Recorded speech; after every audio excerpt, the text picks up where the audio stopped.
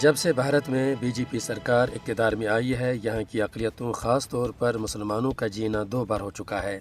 آج بھارت کے اندر تمام شعبوں میں مسلمانوں کے ساتھ امتیازی سلوک بڑھتا جا رہا ہے۔ ہندو دہشت گرد تنظیم RSS کا نظریہ نہ صرف بھارتی بلکہ مقبوضہ جموں کشمیر کے مسلمانوں کے لیے بھی مسلسل خطرے کی گھنٹی بجا رہا ہے۔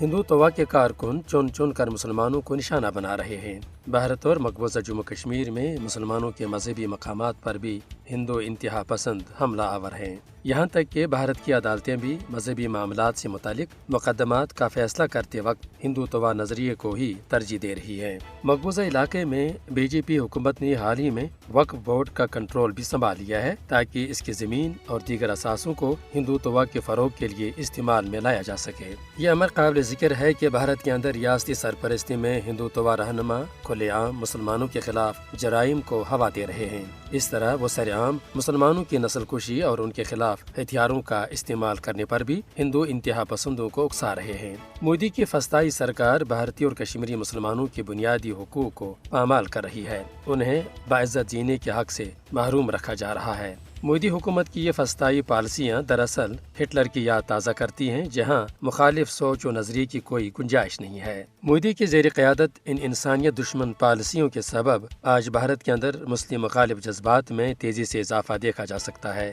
ماہرین پہلے ہی بھارت اور مقبوضہ جموں کشمیر میں مسلمانوں کی نسل کشی کے بارے میں خبردار کر چکے ہیں۔ ان حالات میں اقوام عالم کو بھارت اور مقبوضہ جموں کشمیر میں مسلمانوں کے حقوق کے تحفظ کے لیے عملی اقدامات کرنے کے لیے آگے آنا چاہیے۔